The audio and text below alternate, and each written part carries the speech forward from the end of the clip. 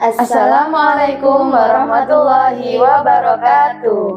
Kami dari kelompok Sparta EA Eva, Alisa, Amalia dari SMP IT Permata. Kami akan menunjukkan sebuah tips bagaimana cara membuat sebuah alat peraga edukatif yang menyenangkan. Selamat menyaksikan.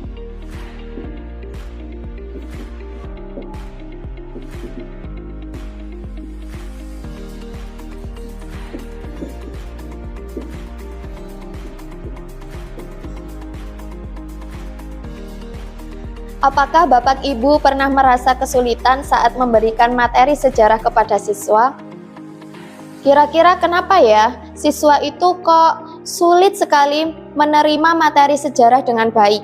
Apakah materi sejarah itu memang membosankan?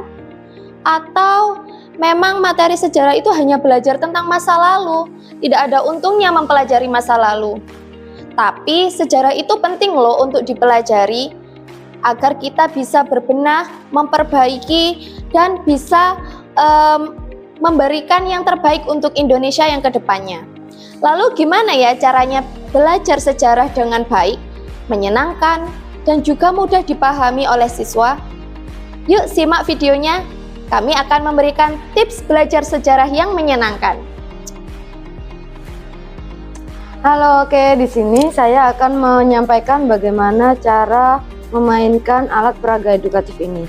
Alat peraga edukatif ini bernama Pas-Pampres, yaitu puzzle pembelajaran prestasi. Nah, di sini ada dua bagian. Yang pertama adalah gamenya, game tantangannya, dan di sini adalah yang berhubungan dengan materi yang akan kita gunakan. Nah, kebetulan di sini kita akan memilih materi dalam alat peraga edukatif ini adalah materi sejarah. Kenapa sejarah? Karena kita berpikir bahwa kok kayaknya anak-anak sekarang itu agak males ya, kayak bosan. Sejarah itu aja, masa lalu semua, mungkin karena seperti itu ya. Nah, di sini ada dua. Yang pertama adalah bagian game atau tantangannya.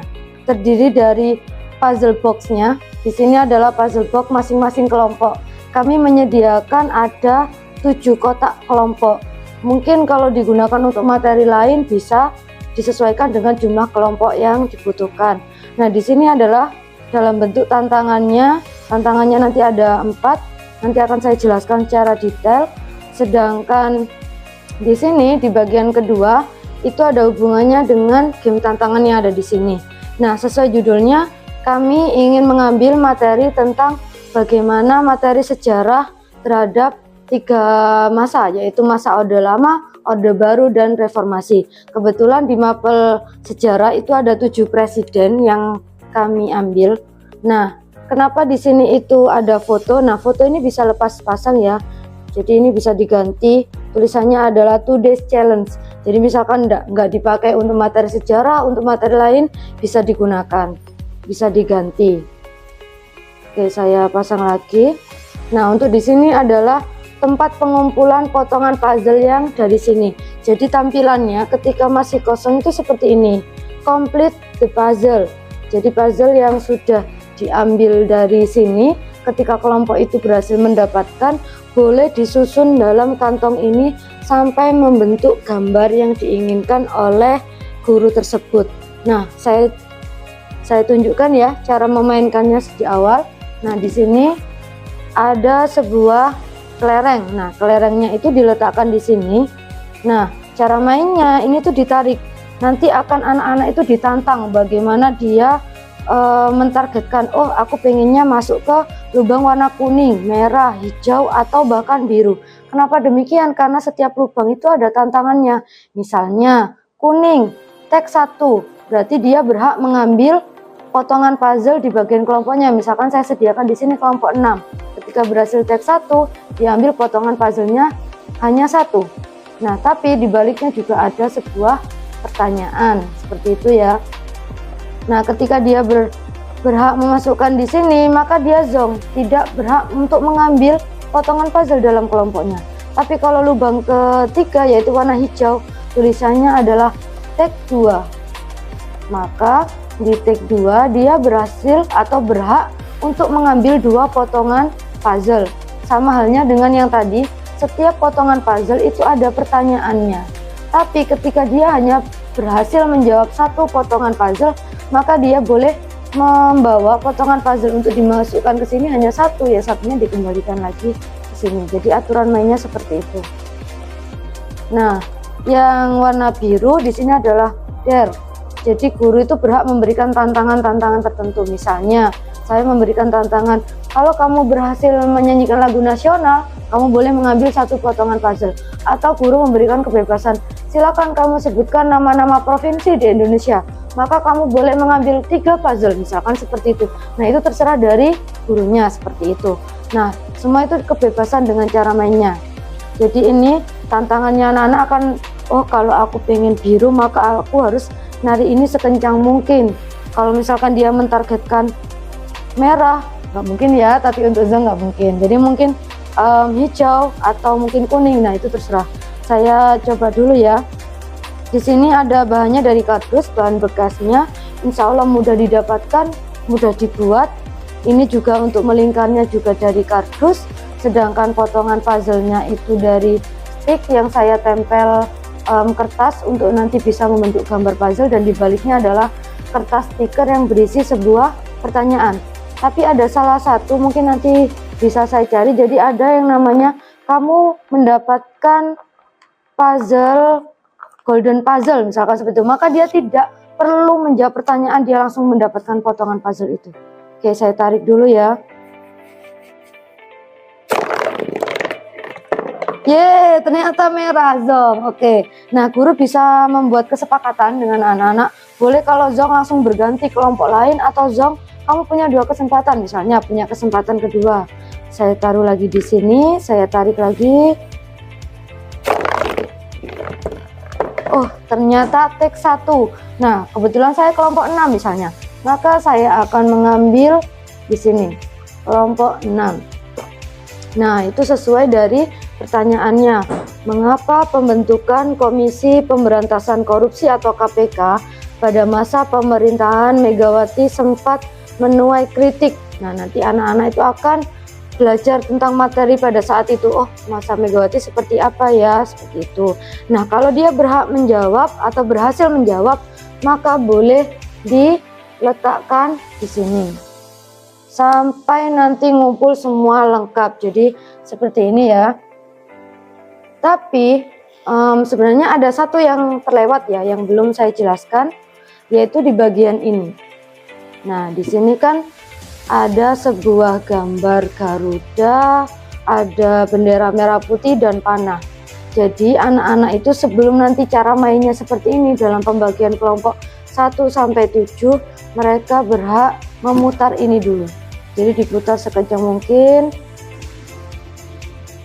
Kita lihat ya, nanti akan berhenti di mana.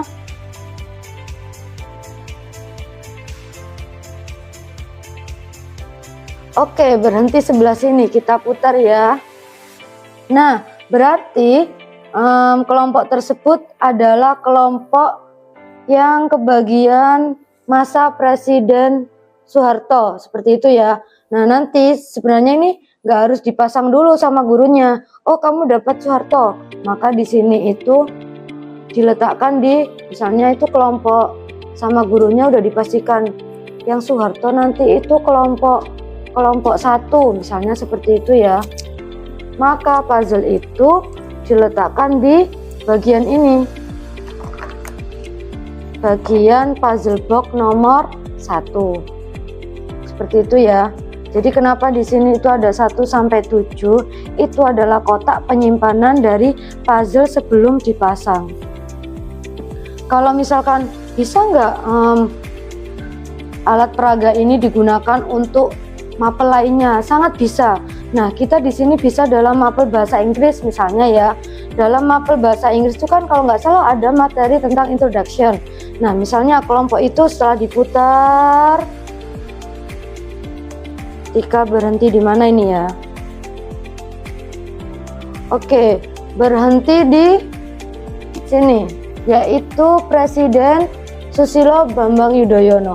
Maka guru bahasa Inggris itu boleh memberikan tantangan-tantangan tertentu di sini untuk dia mendeskripsikan dalam bentuk bahasa Inggris. Jadi Alat peraga ini sangat multifungsi ya, tidak hanya untuk mapel sejarah, bisa digunakan untuk mapel-mapel lainnya.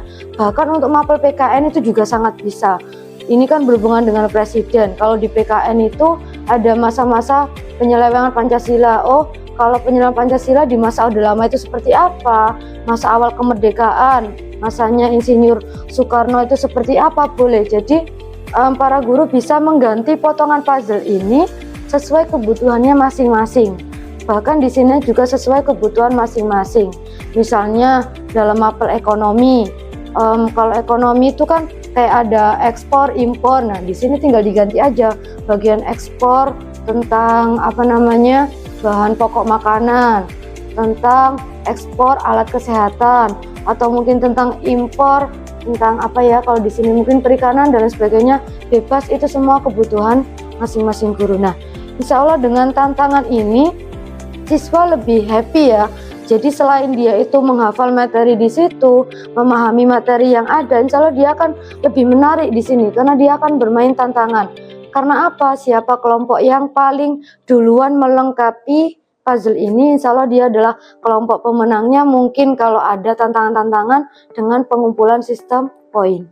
Nah, itu penjelasan dari saya. Insya Allah cukup mudah dalam pembuatannya, yaitu alat-alatnya dari kardus. Ini juga kardus yang ditutup dengan kayak mika bening. Terus ada satu kelereng. Di sini ada satu kelereng. Dan di sini adalah tusuk cilok, kemudian tusuk cilok. Dan ini adalah karet-karet biasa. Untuk alat ketapelnya itu dari karet biasa seperti itu. Dan untuk stiker-stikernya insya Allah kita bisa menemukan dengan mudah ya. Nah, di sini juga kita pakai karton. Kalau di sini pakai mika bening. Kalau ini saya menggunakan spinner bekas. Kita cetak bentuk-bentuk stiker yang lebih menarik seperti itu. Nah, insya Allah mudah ya dalam pembuatannya. Semoga bermanfaat untuk Bapak Ibu guru hebat semua. Terima kasih. Semoga bisa menginspirasi kita semua.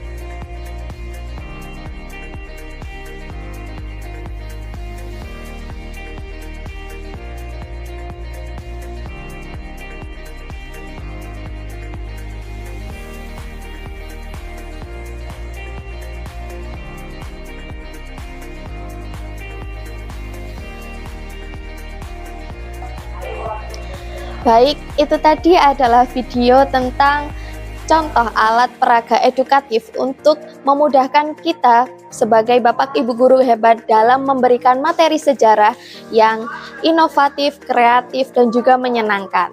Dan tentunya alat untuk membuat alat peraga edukatif ini bahan-bahannya mudah ditemukan, dan juga Bapak Ibu guru semuanya pasti bisa membuat alat peraga edukatif ini di sekolah masing-masing. Demikian video yang sudah kami buat. Semoga bermanfaat. Wassalamualaikum warahmatullahi wabarakatuh.